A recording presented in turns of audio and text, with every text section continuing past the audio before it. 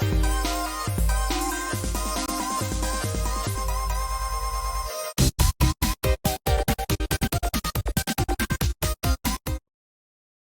everybody, and welcome to our not so early comics review video. I'm Andy. I'm Matt. And we're here with Infinity Flux Comics out of Chattanooga, Tennessee. And this is our show where normally we go over these books a few days before they come out to tell you what you want to go to your store and pick up and what our opinions on them are and everything. But it's a little bit different this week. Yeah, we've been snowed in for the last couple days, and I wasn't able to get here on Monday for sure, and I had trouble getting out yesterday too. So this isn't our early comic preview show. I guess it's our on-time comic preview show. So it's going to be a little bit different. We still have some awesome books to show you, but maybe we don't have all of the variants that we normally would because it's Wednesday and the books are already on the shelf. And some of those variants, we maybe only have one copy left. Yeah. We didn't want to take those off the shelf. So if you want to see all the variants of all the books we're talking about, definitely check out our website, infinityflux.net. You can see all those there, but we just don't have all of them available for this video because they're out on the shelves right now. Which makes it even more exciting. You don't have to wait. You see us talking about something, you can pause the video and run out and buy it right then. That's right. So, I mean, I feel like that's actually a service we're doing. Absolutely. So let's get into the show because we have some really big books this week. We both read a few of them. Because we say it's for the show, but also it's because we just want to read them early. So I'm going to start off with a big one this week. It's a Cobra Commander #1. So this is by Joshua Williamson and Andrea Milana. And I'm just, in the beginning, just going to say my review, I thought this was awesome. It was awesome. I didn't know what to expect going into this because with Duke, we kind of knew we were going to get like an early G.I. Joe type thing. But for, you've got a character named Cobra Commander, but he doesn't have Cobra, the infrastructure yet. I didn't know where this was going to plug in. Yeah, and he's not called Cobra Commander in this because Cobra doesn't exist yet. Just like G.I. Joe doesn't yet exist in the Duke book. Or if it does, it's super early days. Cobra, as we know it, which we'll see in A Real American Hero later, Cobra doesn't exist in this book yet. So he's just Commander, I guess. Commander. But this is fantastic. I don't want to give away too much about it because I'll say almost every page I was kind of surprised by what I saw. Especially how, I don't want to say fantastical this goes, but this is definitely like, this is the Cobra Commander that exists in the same universe as Transformers and Void Rivals and stuff. It's the not super heavy military like you usually think about. This is kind of the most fantastical versions of the characters. Yeah, and there's and it's more, he's a lot more science based in this. At one point he even says, I'm not a great fighter, I work more with science and stuff like that. So it focuses more on that. It's more on how kind of well spoken and how his leadership is and his just like his presence can get people to do a lot of things. We saw in the preview pages some stuff where he goes into kind of a like snowy bar and it turns real dark. Yeah.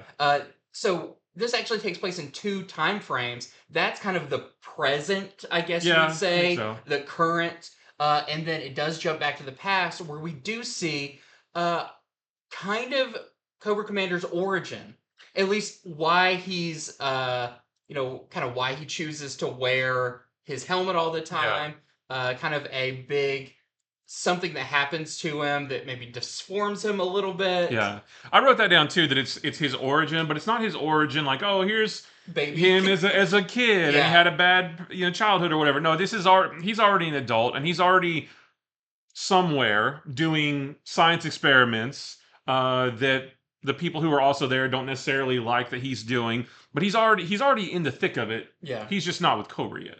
Right, but you are going to see some familiar faces in this one. I don't think it's too much of a spoiler to say if you've seen the G.I. Joe, the animated movie, there's some stuff in there. Yeah, there's a connection. Yeah, there's a connection there. But just really cool. Definitely surprising in a lot of ways. The art is great. There's a few like big kind of splash pages and stuff, environmental stuff that's like, oh, this is really cool. But I feel like this is almost like reading a Darth Vader book where you're just like, I know he's bad and I Yeah. know he's unstoppable. I want to see like how he deals with Yeah. things. You And know, one note that I made was that this is a book of, a lot of times when there's a book about a villain, they still kind of sort of do heroic things. No, this doesn't happen. Like, he's a bad guy. yeah, And he's doing not great things, and he has aspirations to do even bigger, not great things. And this is his first step on the journey of like taking over the world like he wants to do. yeah. This is a bad guy, a book about a bad guy, and I love it for I that. feel like this miniseries, and I think Joshua Williamson has said as much, is kind of how this guy takes a bunch of like different groups and pulls them together to create Yeah, Cobra. We already know from covers of upcoming issues and stuff. There's, and we saw like Destro in Duke Duke. and his Mars Hmm. Corporation. We've seen on the cover of the next one. If you haven't seen it, I don't want to give it away, but you see at the very last panel of this, like kind of where he's going, who he's Yeah, getting.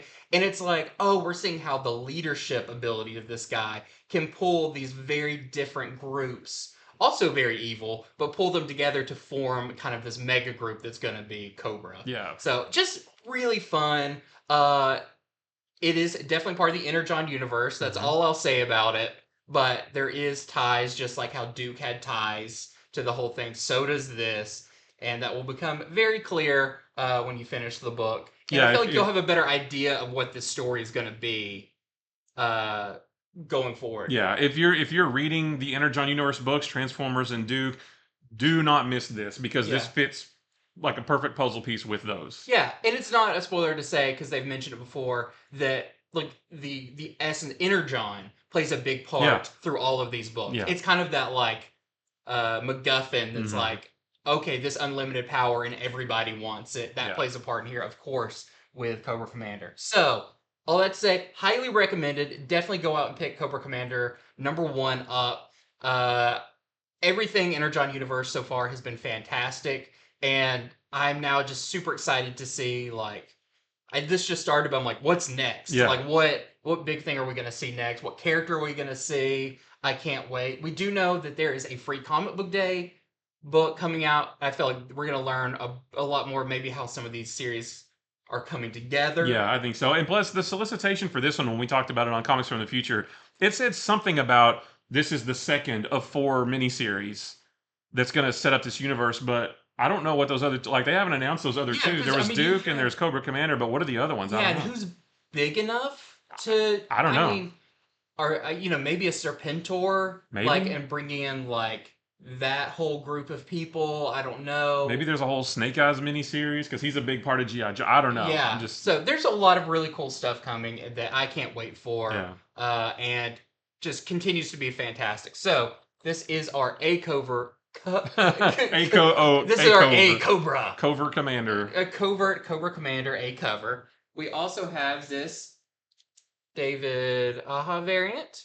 Very cool, very classic. And if you've read the preview, you've seen him wearing this. This is the 1 in 10 boss variant. We're selling for $8. Oh And this is yeah, great because they even question like, do you want to go in disguise? It's like, no, I want to be feared and yeah, stuff. It's like, this is a man with confidence. He will wear that reflective mask anywhere. yeah. It's such a good book. That's probably my favorite one that I read this week Yeah. so far. All right, I'm going to start off with another new big one that we've been wanting to read for a while. This is Avengers Twilight #1. This is written by Chip Zdarsky. The art is by Daniel Acuna. This is going to be, I believe, it's a 6-issue miniseries.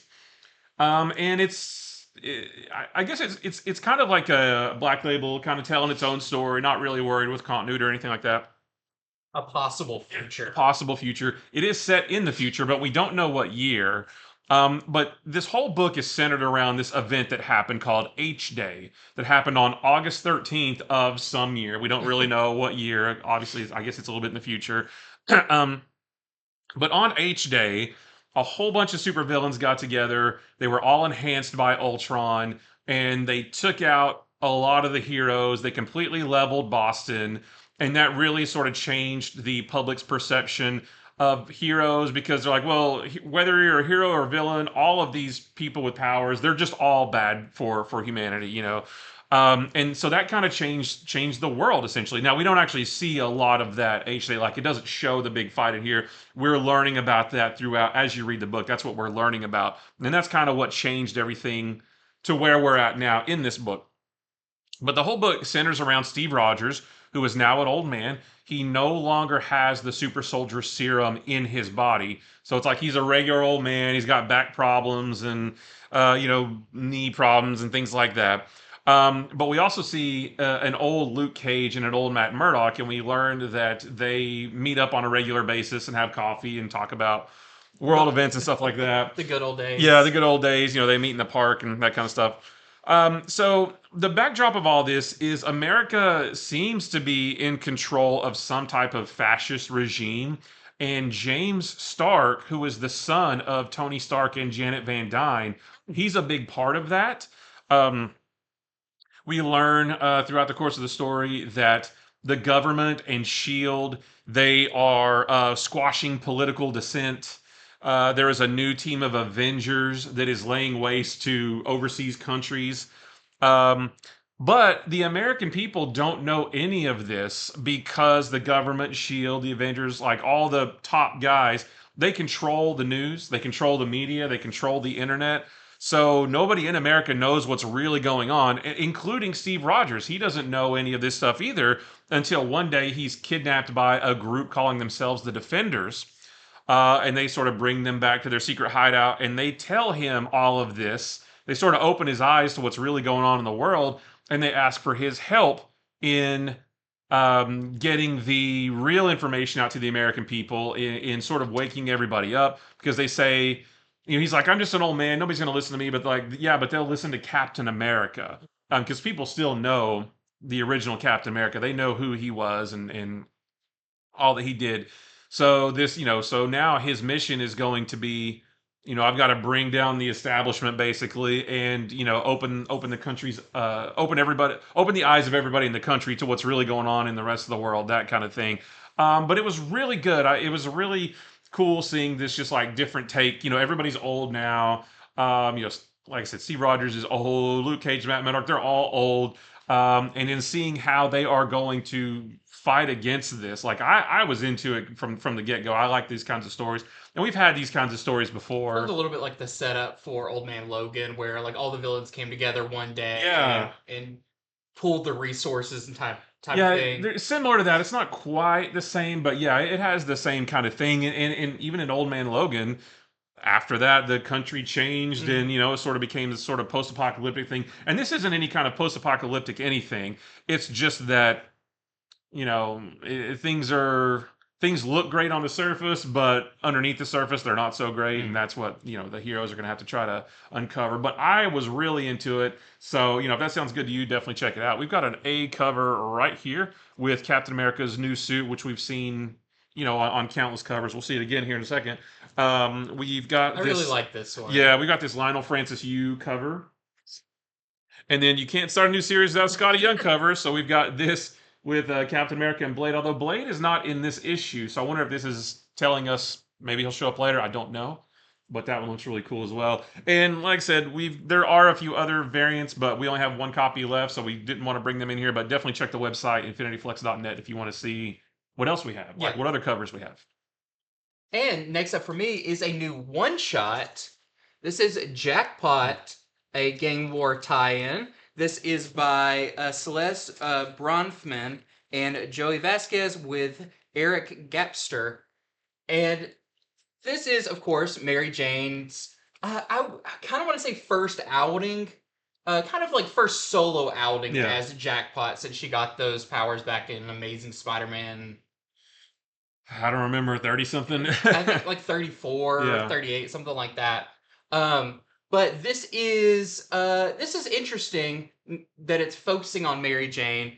So it is going on during the gang war storyline, and Mary Jane is not in her suit, everything like that. She's kind of living her life, but the kind of stuff going on around her, she basically decides like, I need to step up and be the hero that I've got the powers for. Yeah, she and Paul actually get stuck in the middle Yeah. of a little gang war skirmish. So Yeah. she's like, I got to go do something. So what's interesting is we've seen her powers before that were very kind of temperamental. Like they're luck based powers Yeah. of like what powers could she get in her slot machine of a device. But Paul has created a kind of a software update, I guess you would say, that makes sure it kind of, I guess it depowers her a little bit, but it keeps the power she can get to a very like manageable thing. Basically, she won't get a power that makes her explode or something. Yeah, like that. It reduces the risk of her getting, because they're in the, we learned that in one of the issues, like if she gets 3 skulls, it's like she's gonna die or something like that. So he puts in a software patch that basically reduces the risk of her getting bad powers, but it also limits the good powers that she'll get. Yeah, so she has to go off and take on Electro, the female Electro. Yeah, I don't remember her name. Yeah, they actually, you see in the Amazing Spider-Man book, I'll talk about in a little bit, like her getting sent out to this spot. And it says, to see what happens to Electro, read Jackpot. Very cool. But it's a fun issue. It deals a lot with Mary Jane of like, now becoming this hero with powers. I realized I was never powerless. That she could always do something to help. It's a little bit of conflicting message. It's like I never needed powers, but it's a good thing I have them now. But it's fun. It's funny that like Electro kind of makes fun of her costume a little bit, and it's like, what casino did you just like stumble out of? She says, didn't anybody ever tell you that whatever happens in Vegas needs to stay in Vegas? I thought that was funny. Yeah, it's fun. She has a little team up with Spider-Man and She-Hulk. Just kind of like bringing her into the Spider-Man universe as a hero character. You see her get some fun powers. None of them are that crazy. She can fly in one of them. She gets ice powers. They're very kind of standardized powers. But it seems like to defeat Electro, she may have to take off those restraining bolts. Do a computer hard reset back to the previous version, because she may need her full power, but that could mean a certain doom for Mary Jane. This is just a one-shot. I thought the art was really fun. I always love Mary Jane and stuff as kind of the central character. I don't think we really like move her story forward any. It's just showing us more of like her as Jackpot. Yeah, because we haven't seen her do much yet as Jackpot, but this is just giving us a little taste. And she'll pop up again, it said, in Amazing Spider-Man 44. Amazing Spider-Man 44, and she's getting the Black Cat and Jackpot miniseries. Yeah, that's right. That is coming up in a few months. So we'll be seeing her again in this role, but this is kind of just giving you a little bit more taste of that. It's a bit of a primer. Yeah, and I'll say, once again, like a lot of the Gang War stuff, not necessary for you to read to understand what's going on. You can skip it if you want. You can get it if you want. That's what's great. It's a one-shot, so you're not committing to another mini-series or anything like that. It's just kind of like, and what's going on over here type thing. I'm sure, at the end they'll probably bring everybody together in Spider-Man and the final issue of I don't remember. I'm sure she'll make an appearance in there. But I thought it was a fun issue.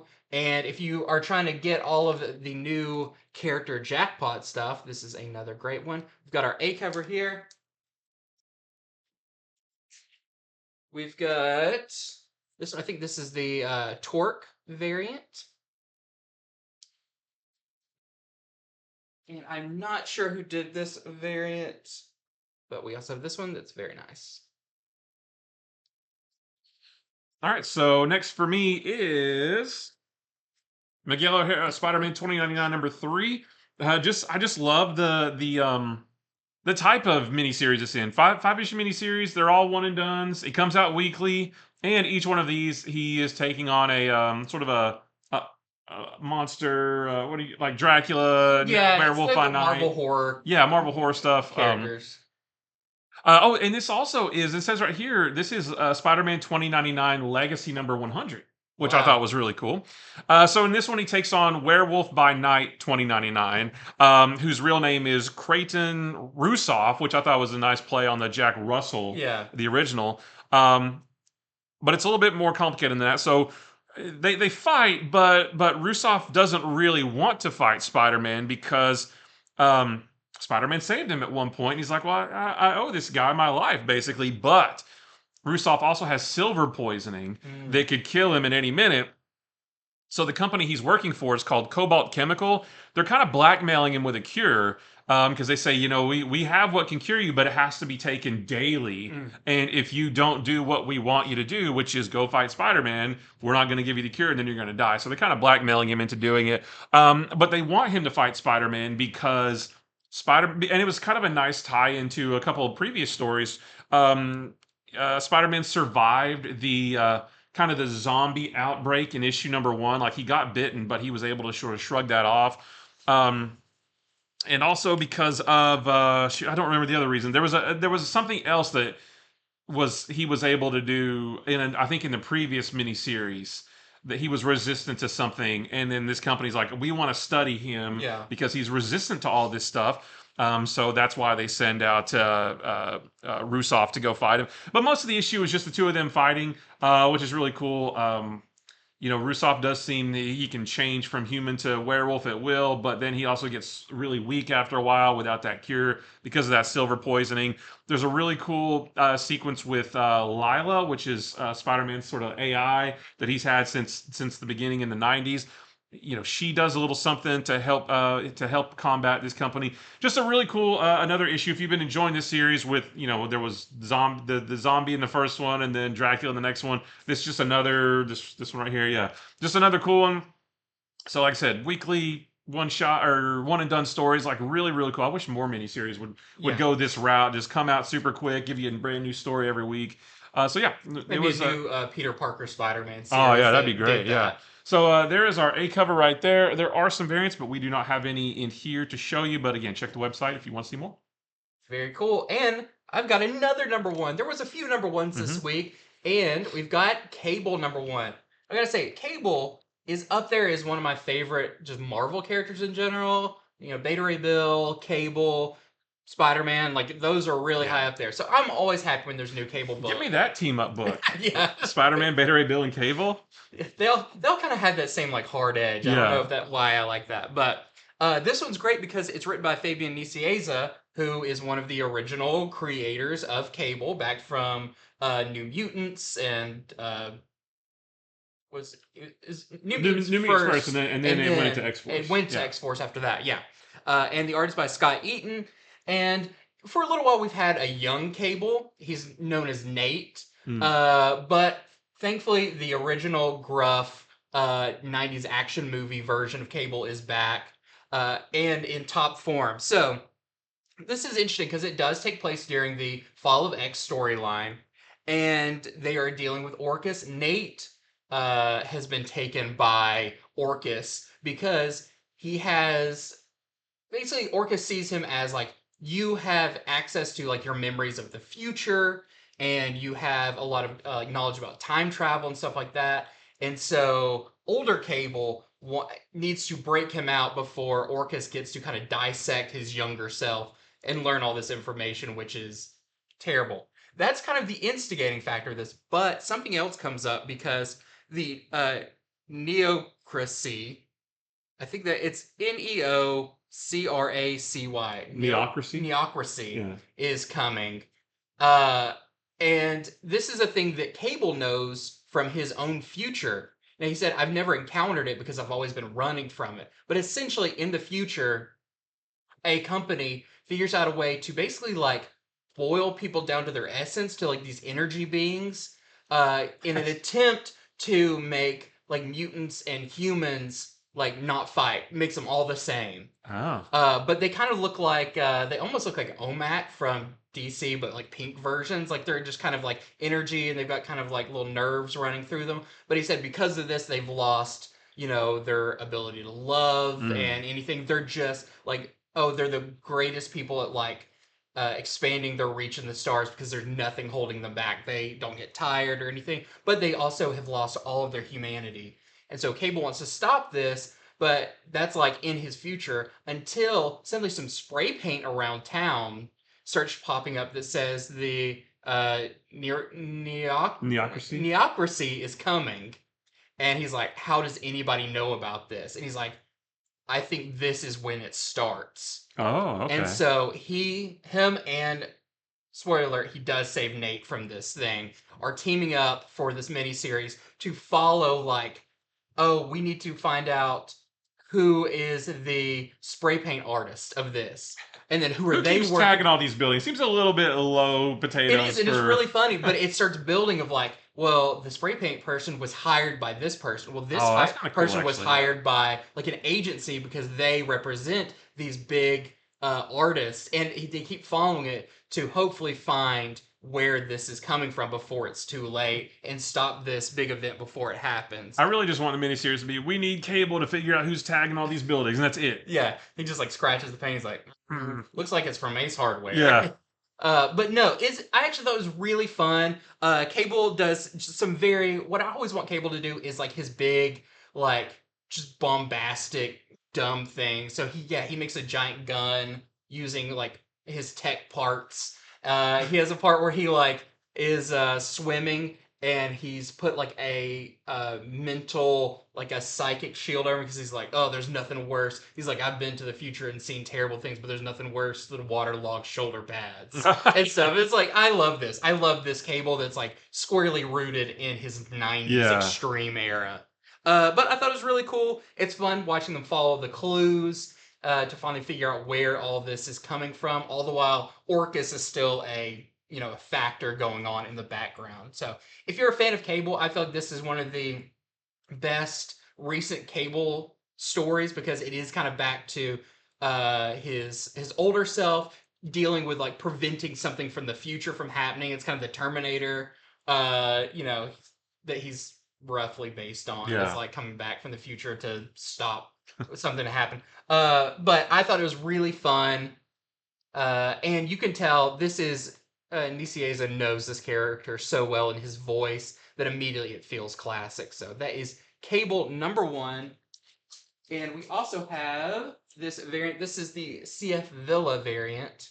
I like that one. Yeah, that's awesome. I don't know. I just like Cable a Yeah. lot, and he's really fun in this. He's kind of the grumpy old man, and you have the young version that's like kind of like snaps back at him, but Yeah. he's like, "Yeah, I would have done that." I'm just glad that we have old Cable back because Yeah. he's been gone for so long. He's a part of my childhood, and Yeah. he's been gone for a long time. All right, so next for me is Justice League versus Godzilla versus Kong #4. Just continuing this really fun, awesome series, and this one is super cool because Wonder Woman, Green Lantern, and Flash go to Atlantis to help Aquaman and Mera and everybody down there deal with yet another kaiju. This one, a big water-based kaiju. Cool. So they got to go take on that. While that's going on, Lex uses the technology from the monster world and some of that technology that is responsible for making all this happen in the beginning to develop something to take down the Justice League. Because it's funny because he says, we need something that'll take down the Justice League, but that giant monster, which apparently is called Godzilla, so he learned the name. He's like, it doesn't seem like that can be trained to, or that can be aimed at a target. It's just chaos. So, we need to use this otherworldly technology to do something. But that was pretty much it. I mean, it's just big, giant monster fights with various members of the Justice League. We see a little bit of. We see a little bit more of Green Arrow on what I guess is Skull Island with Kong and Supergirl getting basically a big stare down, which is kind of funny. The League of Shadows, if it shows up there, like it's still just showing us small group of heroes taking on this kaiju, another group of heroes taking on this one and this one and this one. It's just now Atlantis and Aquaman and this kaiju is getting added into the mix. And of course, Lex is doing what Lex does behind the scenes. So I'm just loving this so far. We have our A cover right here. We're just featuring Aquaman and Mera. And then we got a couple cool variants. This one is from Will Spartaccio. Very cool. And Alex Sinclair. Great to see Will Spartaccio doing a lot of stuff again. Yeah, as is this one. Nightwing doesn't fight Kong with Supergirl, so I'm not sure why he's there on that one. And then we have this 1 in 25 Melina variant. This is really cool. Oh, we're selling this one for $30. And we have a couple other variants on the website too. Yeah, there's a Stoko like 1 in 50 variant that was really cool and everything. But Okay, well, next up, I've got another number one. This is John Constantine, Hellblazer, Dead in America, number one. It's a lot of titles. I should have said Sandman Universe Presents at the beginning of that. So this is in the, I guess, the Sandman Universe continuity. You would say this is not like your sometimes teams up with the Justice League Dark. This is a little Oh, bit right, more right, right. like Yeah. towards the Vertigo side of that. This is written by Simon Spurrier and Aaron Campbell does the art. Who is your team that worked on the previous John Constantine Hellblazer series? And I'm going to be honest with you, this was for me very hard to follow because I did not read that previous one. Hmm. This is not new reader friendly. Now, if you're familiar with Constantine, I'm familiar with him, but more of I haven't read his full Vertigo series, anything like that. I just know him from his appearances and things, and just the general knowledge about Yeah. Constantine. But this deals with a lot of his like key players from the previous run. A lot of those stories. This is the kind of the crux of it is Constantine in America. And in the previous run, which I didn't know, is he technically died. So he's dead in this, Oh. but for some reason he's not dying. And now he's in America, so you've got that kind of like Constantine who is just this like cold-hearted, you know, European character type thing going into America and kind of experiencing a lot of the craziness here.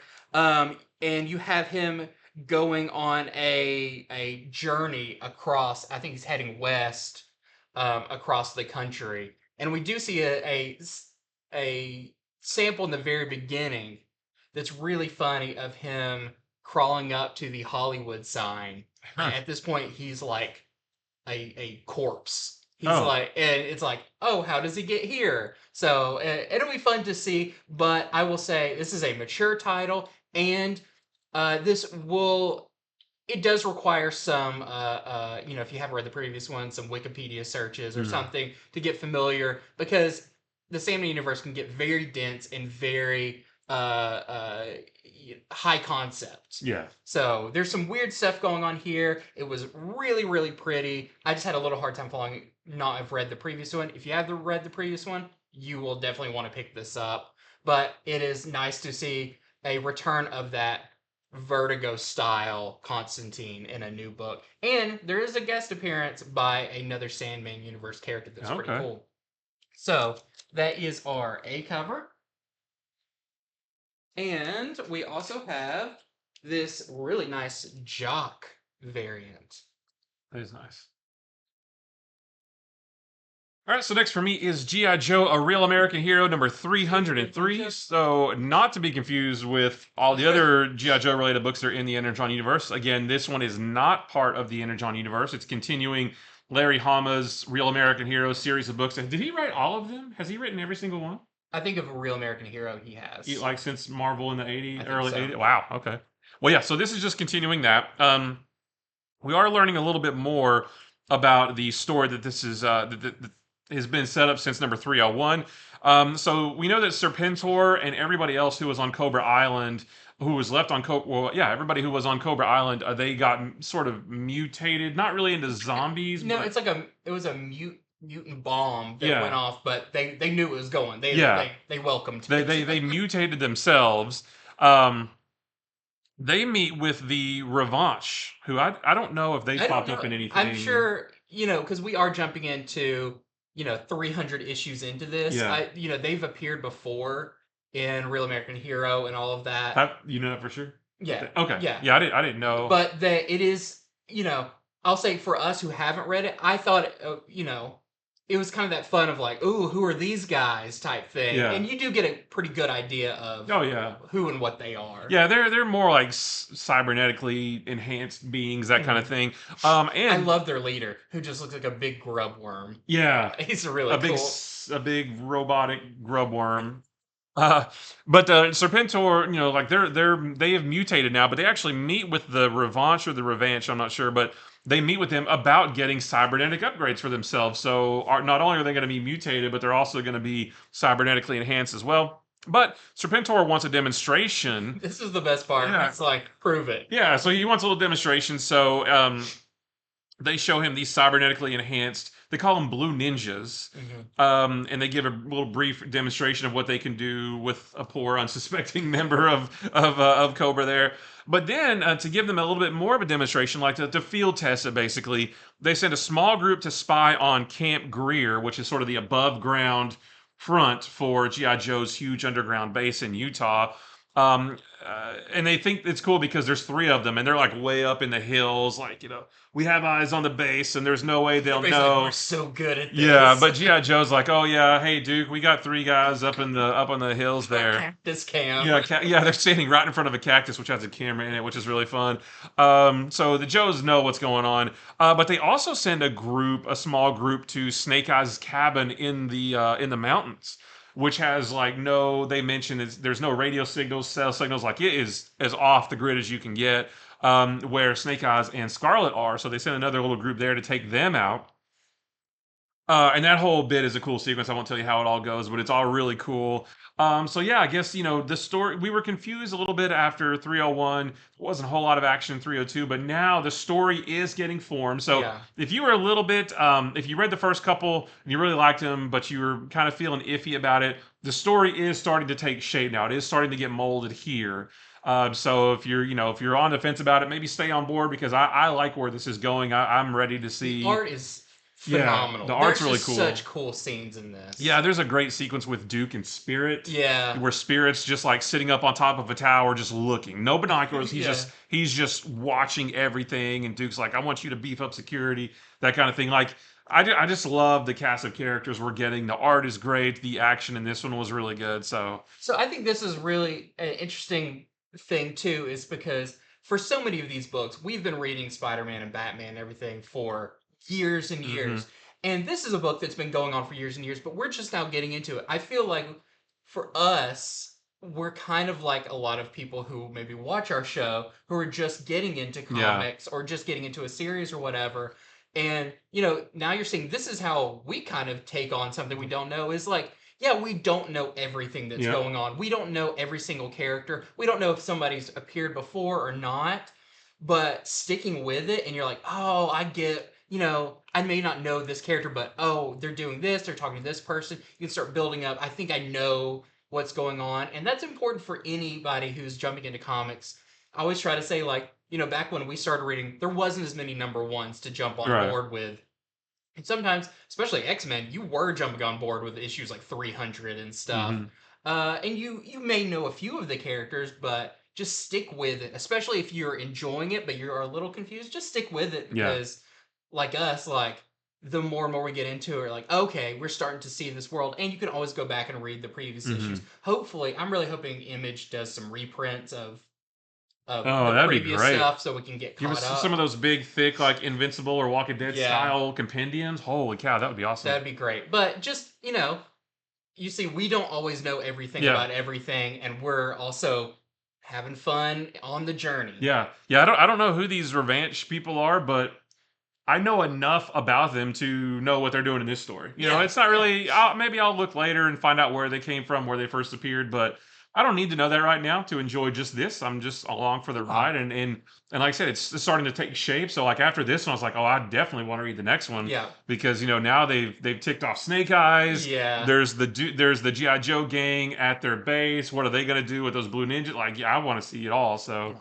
It's really cool. So that's our A cover. Andy Kubert's been killing it on these A covers right here, but we also have a black and white version of that, which is really cool. And then we have this 1 in 10 Walker and Francesco variant that we're selling for $10 with Dr. Mindbender and Scarlet. Who is now very zombified, Dr. Mindbender. Yeah. But still, I mean, he's still got it going on. Yeah, it's interesting. Like, the part I don't know is, are they like more like immortal now that they're zombie things? Are they more powerful if they're zombie things? I'm not sure quite what they're. I don't really know why they did that, but it's working out for them so far. It looks like they're about to get some upgrades. Yeah. Okay, moving right along. My next one is Star Wars Bounty Hunters issue number. This is issue number 42. And what's special about this? It's the final issue of Star Wars Bounty Hunters. And not a whole lot to say about, like, if you've been reading it, um, you'll want to go ahead and finish this out. But it does work as a nice kind of wrapping up a lot of the storylines. So our main character, Valence or Valence, however you want to say his name, uh, is got kind of one last mission, and it's really fun because he actually goes to Jabba's palace. He's looking for a certain droid, but he doesn't realize that Boba Fett's there, and they have a really good throwdown. It's really fun. So he ends up in an arena where he has to take on something that was actually from the Yoda miniseries. It's fun. Okay. So a lot of this pulls in stuff from like the Yoda miniseries, the Han and Chewbacca miniseries, all to kind of cap off this story. It's a little bit longer, and we get a lot of nice, like, where are they at the end of this? These characters on this planet, these characters on this planet. That's all really nice. It doesn't have any like to be continued question mark. This is a pretty definitive end for at least this form of this Mhm. book. There's a really nice letters page from Ethan Sachs who talks about all the people who worked on it, and just thanking them and all of that. But we won't have to wait long to read more by him because there is the new Jango Fett miniseries coming out, written by Ethan Sachs, and I believe, yeah, coming up in I think we've already done the orders for it, so it's like 2 or 3 weeks. Okay. It's not far away. So that's really cool. It's going to continue on your bounty hunter fix there.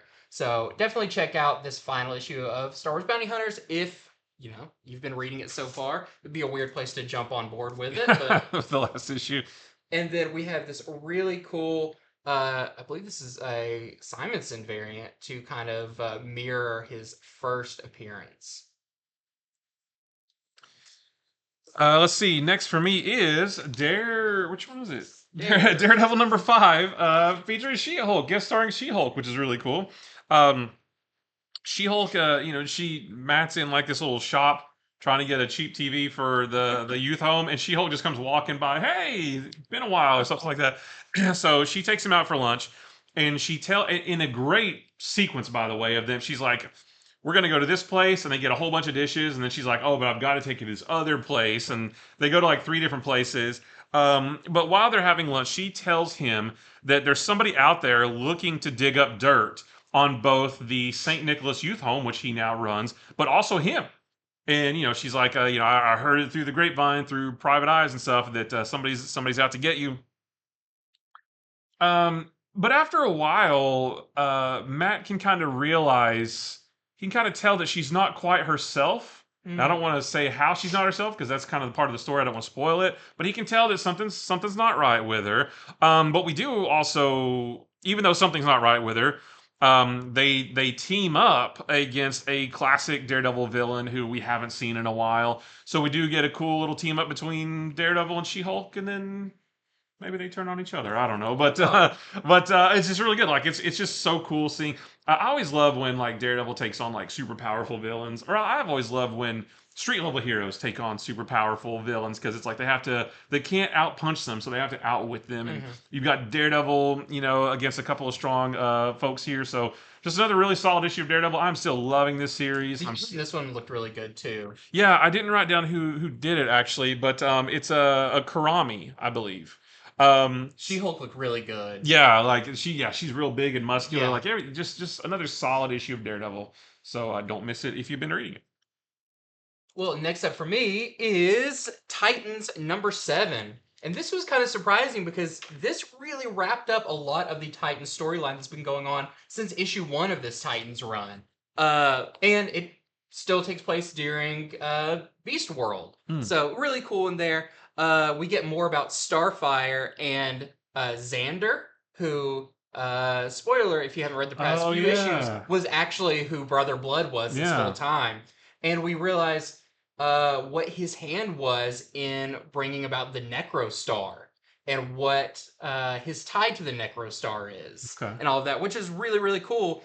Also, if you read the previous one, you saw I think it was like the last panel, that Nightwing is infected with Beast Boy's or Spore. yeah, what did they call them? Garo. The Yeah. Garo spores, and it's really funny. It's really funny what he's turned into and what the other Titans think about it. That part's really fun.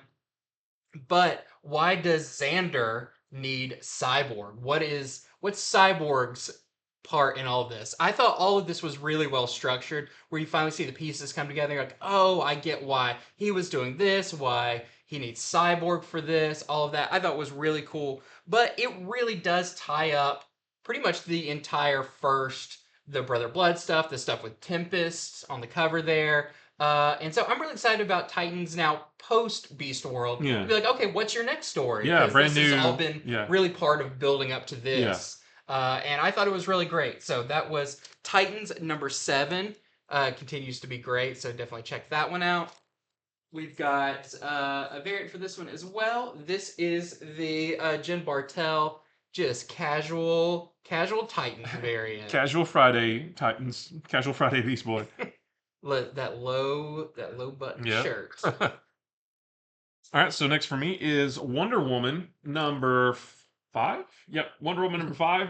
Just continuing this really cool story. So what's cool about this issue is this goes back and forth between two different stories. So on one hand, we see Sergeant Steel putting together a group of villains to take on Wonder Woman because the military didn't have much luck. So he's getting this rogues gallery together basically to take her on. So it goes back and forth between that and Wonder Woman taking on Yara Flor, Donna Troy, and Cassie Sandsmark in various competitions that they came up with. And the reason they're doing this is she basically the idea is that she takes each one of them on in a competition that they pick.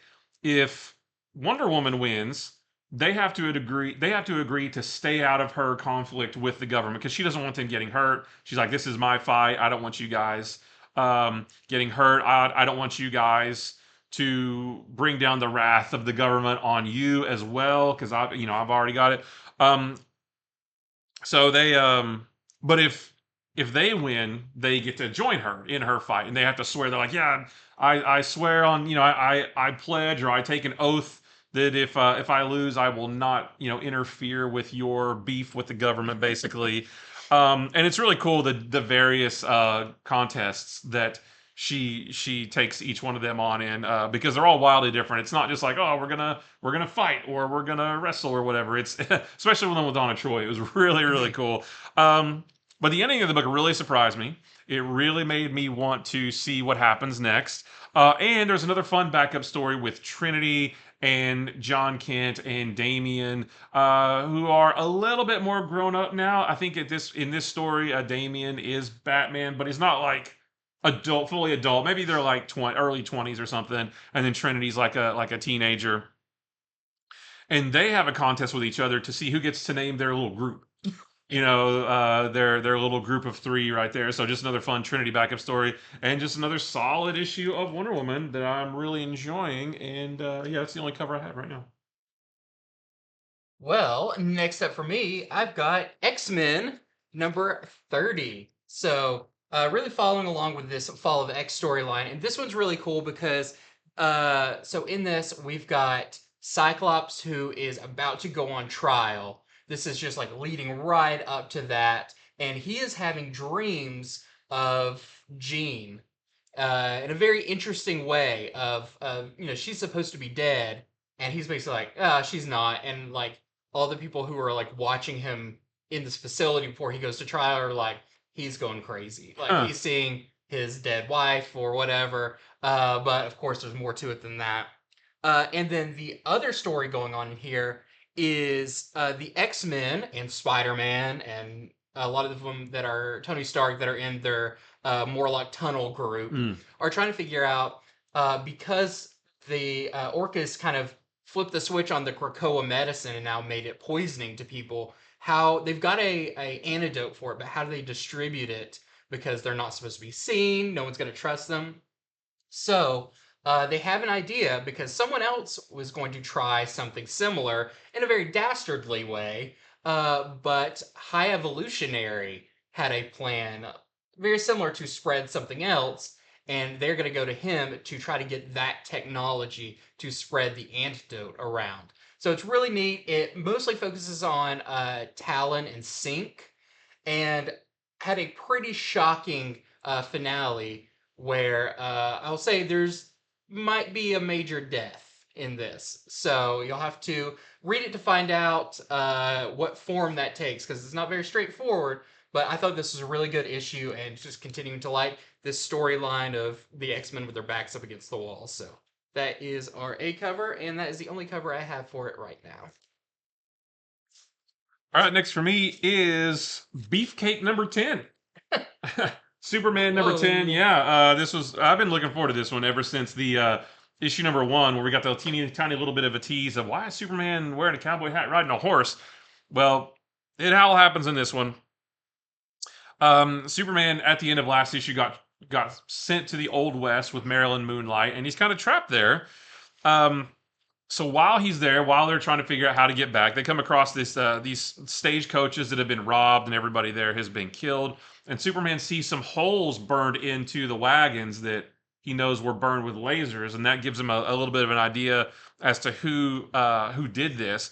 And he eventually tracks down the villain called Terra Man, which I think I've heard of before, but I didn't really know a lot about him. I think a pretty old school Superman villain. Yeah. And actually, I don't want to say anything more because I don't want to spoil it. But it was really fun seeing Superman in the Old West. They have an old timey. He and Terra Man have an old timey like shootout. Yeah, 10 paces and turn and that kind of thing.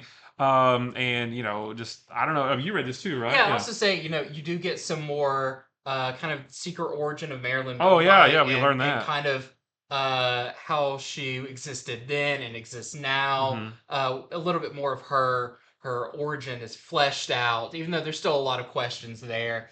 I love the idea of like, why is Superman wearing this? Well, he basically says, well, if I wear my armor, people are gonna, think I'm an alien, or they're gonna think something weird. So I need to be like undercover this time. So that's why he's dressed as a cowboy. It's very. It reminded me of Back to the Future 3. Yeah. When, it was Marty is like having to wear this cowboy stuff and. Yeah, and they even also, because of what happened in the previous issue, Superman's powers aren't at top form. Right. So he's also kind of on the ropes here. Yeah. With, I can't like do too much. Yeah. But we'll say this is only a one-shot issue. Yeah, that's the which bummer. Is the saddest part, because I wanted this to be a 3-part. Yeah, I wanted this to be a 3-part story of Superman in the Old West, but we'll tell you that it tells everything it needs to tell. Yeah, I mean, it doesn't. It's not rushed or anything. This wouldn't probably have lasted 3 issues. It would have been felt very drawn out. But yeah, by the end, he's not in the Old West anymore. So just one issue of Old West Superman, but it's still really good. I would love to have seen some cameos. Yeah. Especially since the previous one we got some cameos from Old West characters, but who knows? We may take another trip back at some point with Superman. And I forgot to mention, the art is by Bruno Redondo, who was your Nightwing artist, so it looked really good.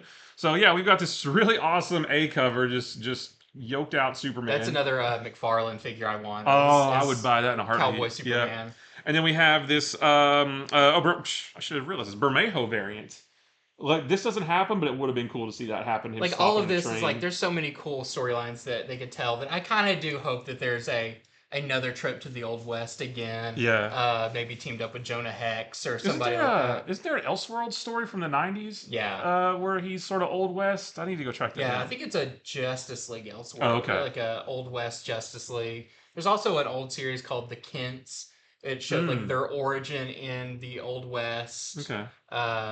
I don't know. It's interesting though. Yeah. Superman has a long history. I guess because he came about not too far after or around the era of really popular Western characters. Yeah. So they kind of ran parallel for a long time. That they've got some roots in the same area. Oh yeah, I mean Western books were huge in the 50s. Yeah. And so you had Superman in the 50s, but also a ton of Westerns. So there's a whole lot that they could borrow from if they wanted to do it again. Well, next up, I've got. Let's go with Star Wars: The High Republic, issue number. Let me get my notes. Issue number 3? Yes, 3 of Phase 2 or Phase 3. Not to make it any more confusing than it has to be. But this was a really fun issue. I felt this one was really fast paced. You've got Keith Trennis, who is our main protagonist in this one, who is on the tail of Lorna D, who is kind of a former Nile higher up, but just a terrible person. And they are trying to track her down. But also, Keith has kind of learned and has a sense that her former master, Skier, the Transdoshan Jedi, she thought was dead, may still be alive, but in the Nile space area. And she's going to do whatever she can to cross over the occlusion zone, what it's called. Even though that's a very hard thing to do, you need a certain kind of like hyperdrive to get across it. And she's going to go find if her former master's still alive. So this is setting up a lot of what's kind of going to be the next storyline of them trying to get this hyperdrive and find her former master. I think that's going to be all really fun. So fast-paced issue, a lot of action in Star Wars High Republic #3, and this is the only variant cover I have for it at the moment. And the next for me is Batman Superman World's Finest #23, continuing this Kingdom Come storyline, or the storyline of Batman and Superman on Earth 22. This is the final battle between the two Superman and the two Batman of, well, the Kingdom Come Superman Batman and then the regular Superman Batman. So them on one side versus Gog and Magog on the other side. It's their final battle. However, the overall story is not over yet. I think the end is in the World's Finest Annual. Mhm. We talked about that on Comics from the Future, I think, a week ago. So I think that's the next thing to come out. So that's where the story's going to end. But just big knockdown, drag out action. It looked awesome. Dan Mora doing the artwork is great. Yeah, I mean, I can't really say too much more about it because, like I said, it's near the end. There is a really there's a really cool thing that happens on the last page that really makes me want to see the next part of it. Don't want to tell you what it is, but it's just super cool. So, I mean, if you've been reading this, still every bit as good as it was the day that the day the first issue came out. This series still continues to impress. I love it so much. So there is our A cover right there, and then we have this Fumara variant as well. And the last one for me is Amazing Spider-Man issue #42. This is getting close to the end of the Gang War storyline. It kind of sets up the final big battle with all of the gangs that are kind of still remaining. We find out what was Kingpin's plan in the previous issue, what is his goal, and it may not be what you thought it was, because Kingpin's changed over the past little bit, and he kind of has different priorities at this point. We also get Madame Mask and Beetle kind of have a very interesting conversation in this one about, being the crime lords of the city and what their plan is. And Spidey and She-Hulk, which I do really like that part about this whole mini-series. I love their team up, is yeah. that they've been together pretty much the entire thing. Yeah. And they've got a great chemistry together. Are going to be calling in the backup. So I wonder if a bunch of the characters from when they split off into their little miniseries are going to be coming back together. Oh, yeah. They're going to be rounding them back up for the final confrontation. And it does end with, a big standoff. So that is Amazing Spider-Man issue #42. And we also have this Marvel Masterworks variant, the Hildebrandt trading card variant. That was one of my favorite cards from back then. So cool. But Spider-Man needs to take care of that fire down there. Yeah, because he's running away from it. He needs to be going towards it. Maybe he's crawling up the building to get some people. Yeah, there's somebody like screaming right above that's what he's doing. That are actually taking a picture of him down. Right. And he's like, stop that. Yeah, that's where the card came from. Yeah. All right, so last for me is Invincible Iron Man #14, just continuing this awesome story, and also ties into all the Fall of X stuff. Now, I will say that Tony and Emma are only in this at the beginning, in a very interesting scene, and we've been speculating on Tony and Emma for a while, and we're basically it happens in this. But most of the issue follows Riri and Forge, which is weird. That's it. In an Iron Man book, you get That's Riri and Forge. also cool because they're both like so good with tech and mechanical stuff. Well, it is cool because they go to Nidavellir with all the Mysterium that Tony and Emma obtained. to have the are they dwarves there on the Yeah. player to help them create all of these ships, all these basically spaceships that I think that ties more into the Fall of X stuff. I think they're going to use those ships to get all the mutants off of Earth and take them to Mars. I'm Or not real sure. this is just kind of their final confrontation because in I think Fall of House of X they talked about like, hey, call Forge and get the fleet. Oh, maybe this is And part of that I fleet. think they're Yeah. just about to take a big stand against Orcus. Yeah. So there are some things. There's a little bit of a background story that's been happening that we haven't seen in a while. Is that Riri has Mandarin's 10 rings? Yeah. And so there's a little bit more with that in there. It hasn't been touched on in a while, but that story is open back up. You know, they go to Nidavellir to get the ships made. But maybe it doesn't all go as smoothly as they wanted it to. But you know, then you know they get their ships and they're just kicking off the next phase of, I don't know if it's Tony's plan or the X-Men's plan, but they kick off this next big phase of their plan to take down Orcus. So just continuing this story, and I think maybe next issue or maybe the one after that, we're going to get the Mark 72 suit, Yeah. that new suit that we saw. So we're very Very close cool. to seeing that too. Yeah, and I don't have any variants for this one. Well, then that is it Yep. for our right on time comics review video. We'll be back next week as long as the weather doesn't freeze us inside our houses. Yep. And do our reviews back on Monday. Wednesday this week, but Monday next week. Yep. And we will be back with our top comics to pre-order in a flash video today. It'll go up probably tonight. Yep. So you can check out the books that you can pre-order coming up this weekend. But definitely now that these books are out, head over to infinityflux.net. Go on there, order the books while supplies last. You won't miss out on any of the good stuff. You can subscribe to series. You can pre-order the variants. You can do it all over at infinityflux.net. So very cool there if you've never checked it out.